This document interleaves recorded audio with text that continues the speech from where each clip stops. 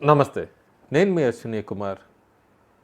ఎప్పుడు జరగని చోట దాడులు జరుగుతున్నప్పుడు, మత ఘర్షణలు చెలరేగుతున్నప్పుడు పోలీసులు దృష్టి పెట్టాలి.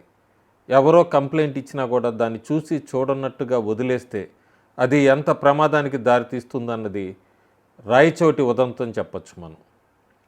రాయచోటిలో 2024 డిసెంబర్ అప్పుడు అయ్యప్ప స్వామి భక్తుల మీద దాడి జరిగింది. ఆ రేడియస్లో ఒక ముస్లిం మతానికి చెందిన వాళ్ళు దాడి చేశారు, ఇస్లామిక్ రాడికల్స్ అన్నప్పుడు పోలీసులు చాలా లైట్గా తీసుకున్నారు, సర్ది చెప్పారు. ఆ తర్వాత మళ్ళీ మార్చి 2025లో వీరభద్రేశ్వర స్వామికి సంబంధించిన ర్యాలీలో ప్రొసెషన్లో కూడా మత ఘర్షణలు చెలరేగినాయి. అప్పుడు హిందువులకు సంబంధించిన వాళ్ళు ఎట్లా ముస్లిం మతం వాళ్ళు మా మీద దాడి చేశారని చెప్పినా కూడా అక్కడ లోకల్ ఎస్ఐ హిందువుల మీదే కేసులు పెట్టారు, హిందువుల్ని అరెస్ట్ చేశారు. అట్లాగే మళ్ళీ సర్ది చెప్పి ఎవరికి వాళ్ళని ఇరు వర్గాలని కూడా శాంతింపజేశారు. అంతే తప్ప లోతుగా దర్యాప్తు అంటూ చేయలే. ఈ లోతు దర్యాప్తు చేసింది ఎవరు అంటే తమిళనాడు పోలీసులు, తమిళనాడు ఇంటెలిజెన్స్ బ్యూరో. ఎందుకో అనుమానం వచ్చింది, ఈ రాయలసీమలో ముఖ్యంగా ఇలాంటి చోట మత ఘర్షణలు జరుగుతున్నాయి, ఆ మత ఘర్షణలో ఎవరైనా వాంటెడ్ లిస్టులో ఉన్నారా అంటూ కూడా తమిళనాడు పోలీసులు ఎంక్వైరీ మొదలుపెట్టారు. అప్పుడు ఆంధ్ర పోలీసులు కూడా ఇంటెలిజెన్స్ బ్యూరో చాలా సీరియస్గా తీసుకున్నారు. ఈ రెండు రాష్ట్రాలకి సంబంధించిన వాళ్ళు ఎప్పుడైతే ఈ ముఖ్యంగా పొద్దుటూరు, రాయచోటి ఇలాంటి చోట్ల ఫోకస్ పెట్టి పనిచేయటం, జాయింట్ ఆపరేషన్ చేశారో అందరికీ తెలిసిందే. 2 రోజుల క్రితం వాంటెడ్ టెర్రరిస్టులని ఇద్దరిని అరెస్ట్ చేశారు.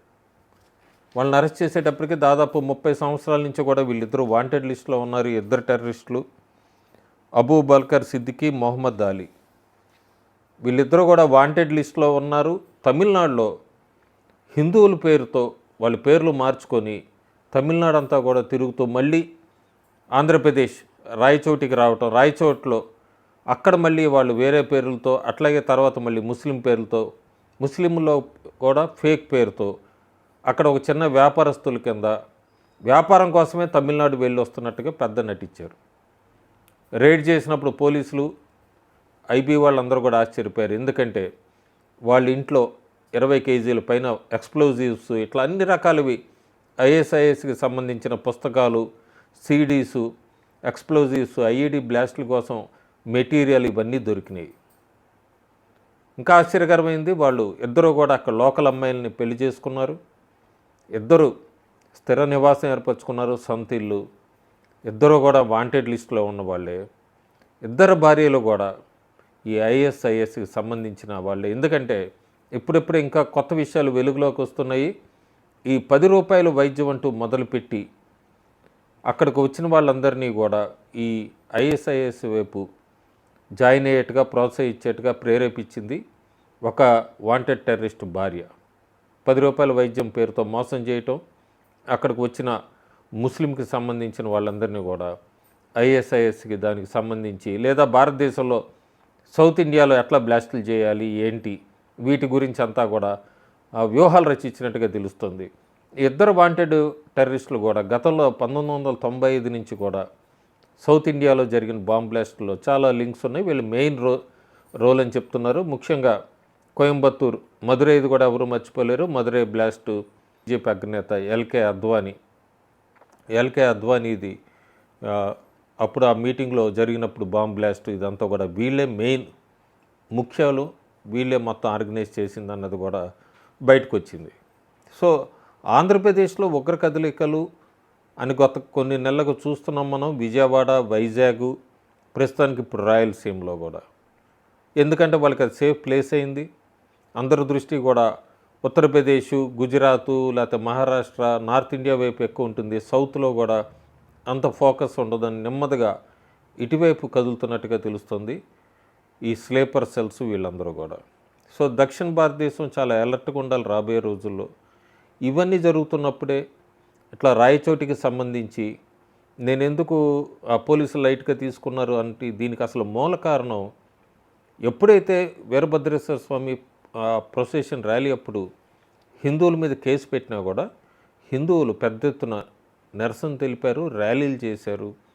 అంతేకాకుండా ఎంక్వైరీ చేయండి మీరు, అసలు ఎందుకు జరుగుతున్నాయి ఇక్కడ ఘర్షణలు? మీరు ఎంక్వైరీ చేశాక మా తప్పు ఉంటే మమ్మల్ని అరెస్ట్ చేయండి అంటూ హిందూ సంఘాలు కూడా పెద్ద ఎత్తున ర్యాలీ జరిపినప్పుడు ఆ హిందువుల మాటని అప్పుడు కన్సిడర్ చేసి ఎంక్వైరీ మొదలుపెట్టారు. ఆ ఎంక్వైరీలో ఈ టెర్రరిస్టులు దొరికారు. సో ఈ టెర్రరిస్టులు అరెస్ట్ అవ్వడానికి రూట్ కాజ్ కూడా హిందూలో రెవల్యూషన్ రావటం, వాళ్ళు చేసిన ర్యాలీలు ఇవన్నీ కూడా మెయిన్ రీజన్ అని చెప్పొచ్చు. కొత్త ఎత్తులో కొత్త ప్లాన్స్తో వస్తున్నారు. స్లీపర్ సెల్స్, డైరెక్ట్ ఎప్పుడు బాంబ్ బ్లాస్ట్లు ఇట్లాంటివే కాకుండా చాలా పెద్ద మాఫియా కన్వర్షన్ ప్లాన్తో ఉన్నారు. ఆ మాఫియా కన్వర్షన్ కూడా ఎట్లా అంటే హిందూ గర్ల్స్ని అందరినీ కూడా గర్ల్స్ని అమ్మాయిలని అందరినీ ట్రాప్ చేసి కన్వర్ట్ చేయటము, దీనికన్నిటికీ కూడా ఒక ప్యాకేజ్ మనకు ఉత్తరప్రదేశ్లో ఏటీఎస్ వాళ్ళు అరెస్ట్ చేశారు. జమలుద్దీన్ నస్రీన్ అని బలరాంపూర్లో అరెస్ట్ చేసినప్పుడు వీళ్ళిద్దరిని చాలా పెద్ద విషయం బయటకు వచ్చింది, బర్స్ట్ అయిందని చెప్పచ్చు. బిగ్గెస్ట్ మొత్తానికి అంతర్జాతీయ లింకులన్నీ ఉన్నాయని కూడా చెప్పచ్చు. షాకింగ్, అసలు డాక్యుమెంటరీతో దొరికింది. అసలు నమ్మలేంది మనం. 100 కోట్లు మొత్తం పంపు చేశారు భారతదేశంలో. ముఖ్యంగా అతనికి ఈ ఏటీఎస్లు రైడ్లో అరెస్ట్ అయిన వీళ్ళిద్దరికీ కూడా, వీళ్ళకి దాదాపు 40 బ్యాంక్ అకౌంట్స్ ఉన్నాయి. జలాలుద్దీన్ అతను కింగ్ పిన్, దీనిలో 40 బ్యాంక్ అకౌంట్స్ ఉన్నాయి. ఇతను ఏం చేసేవాడంటే ముస్లిం బాయ్స్ అందరినీ కూడా కిరాయికి తీసుకునేవాడు. హిందూ పేర్ల కింద, ఫేక్ హిందూ పేర్ల కింద వాళ్ళకి హిందూ పేర్లు పెట్టేవాడు, ఫేక్గా పెట్టాక వాళ్ళందరికీ ట్రైనింగ్ ఇచ్చేవాడు. ఎట్లా హిందూ అమ్మాయిల్ని ట్రాప్ చేయాలి, ఎట్లా అంతా కూడా ఇది ఒక పెద్ద ట్రైనింగ్ అయ్యాక వాళ్ళ జాబ్ ఏం లేదు, హిందూ అమ్మాయిలను అంతా ట్రాప్ చేయటం, కన్వర్ట్ చేయటం అంతా కూడా. క్యాస్ట్ వైజ్గా కూడా వాళ్ళకి ఒక్కొక్కరికి ఒక్కొక్క రేటు, అంటే పలానా వాళ్ళ అమ్మాయికి అయితే ఈ రేటు. ఉదాహరణకి 16 లక్షల రూపాయలు బ్రాహ్మిను, సిక్కు, వైశ్య, రాజ్పుత్ గర్ల్, వీళ్ళు ఎవరినైనా కూడా ట్రాప్ చేసి కన్వర్ట్ చేస్తే మీకు 16 లక్షల రూపాయలు ఇస్తామని, 12 లక్షల రూపాయలు ఓబీసీ, 10 లక్షల రూపాయలు మిగతా కులాలకు సంబంధించిన హిందూ అమ్మాయిల్ని ట్రాప్ చేస్తే అంటూ కూడా ఇట్లా ఒక రేట్ ఫిక్స్ చేశాడు ఈ జలాలుద్దీను. సో హిందూ పిల్లలు, ముఖ్యంగా అమ్మాయిలంతా కూడా చాలా జాగ్రత్తగా ఉండాలి. ఇలాంటి ట్రాప్ ప్రస్తుతం ఈ కొత్త జిహాదీ నడుస్తుంది భారతదేశంలో. మన ఎంతసేపటికి టెర్రరిస్ట్ దాడులు అంటే బాంబ్ బ్లాస్టులు జరుగుతాయనో ఏదో ఇవన్నీ అనుకుంటాం, కానీ సైలెంట్గా వీళ్ళు ఇట్లా చాలా కేసులు చూస్తున్నాం ఈ మధ్య. ఉత్తరప్రదేశే కాదు, భారతదేశంలో ఇలాంటి కేరళలో అయితే చేయి జారిపోయిందని చెప్పచ్చు. ట్రాప్ చేయటం, హిందూ అమ్మాయిల్ని కన్వర్ట్ చేయటం, తర్వాత వేరే గల్ఫ్ కంట్రీస్కి తీసుకెళ్ళిపోవటం, ఇలాంటివన్నీ చూస్తున్నాం. సో రాయచోట్లో జరిగినట్టుగానే హిందువుల్లో రెవల్యూషను, ప్రతి ఇన్సిడెంట్ మీద కూడా డీప్గా మొత్తం అంతా ఎంక్వైరీ జరుగుతూ ఉండాలి. ఇలా జరుగుతుంటేనే ఉత్తరప్రదేశ్లో ఇవాళ 100 కోట్లది ఈ కన్వర్షన్ జిహాద్ బయటపడింది. సో హిందూ అమ్మాయిలు మాత్రం చాలా జాగ్రత్తగా ఉండండి. కొత్తగా ఎవరైనా పరిచయమైనా కూడా హిందూ పేర్లతోనే వస్తున్నారు. ఇదొక నేషనల్ లెవెల్లో నడుస్తున్న పెద్ద ట్రాపు. ఈ ట్రాప్లో దయచేసి పడకండి. Thank you.